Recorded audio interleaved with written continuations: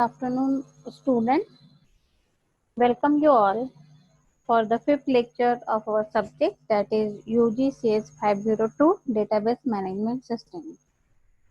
We have discussed in the last lecture two languages, data control language and transaction control language.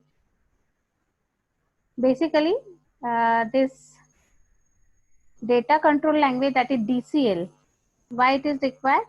To protect the information in a table from unauthorized access. So how to protect the information from unauthorized access? For this purpose, there are some commands are required, that is DCL commands are required. What are those commands? The commands are grant and revoke.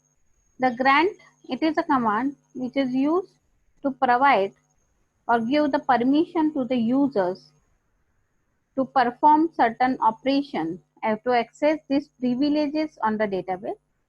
तर permission देण्यासाठी grant लागतं आणि revoke. So sometime you want to withdrawal some permission that you have given previously, तर त्याच्यासाठी revoke लागतं की जे आपण पहिले हे ग्रँटने काही परमिशन दिली असेल, सपोज सिलेक्ट आणि अपडेट डेटाबेसची दिली असेल, पण आता आपल्याला फक्त तो युजरला सिलेक्टच करायला पाहिजे रेकॉर्ड, अपडेट करायला नको, तर ते अपडेट आपण परत घेऊ शकतो रिवोकने. So revoke is use to withdraw the permission that you have previously sanctioned. So what are different users access privileges? Altering the table, deleting some record from the table, inserting record, selecting record and updating record. Now next type of language, that is transaction control language. Transaction, as we all of know, that is it is a set of operations.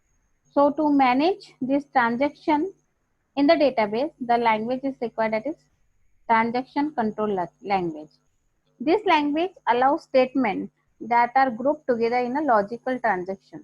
So there are some logical transaction are there. For example, so that set of statement are grouped. For example, withdrawal 100 rupees from account A and added to B. तर 100 रुपये account ए मधून काढलं तर त्याला काही operations लागेल, set of operation transaction. We are reading the account of a person, that is account A, read करे, त्याच्यामध्ये त्याच्या बॅलन्स मधून 100 रुपये मायनस करू आणि ते रेकॉर्ड सेव्ह करू त्याचा विड्रॉल करून. मग बी ला ते अपडेट करायचं आहे 100 रुपये, तर बीचा अकाउंट रीड करू, त्याच्यात जेवढी पण त्याची बॅलन्स आहे त्याच्यात 100 रुपये ऍड करून त्याच्या अकाउंटला परत अपडेटेड रेकॉर्ड आपण सेव्ह करू. So these are the logical set of statement are there that are grouped to make one transaction.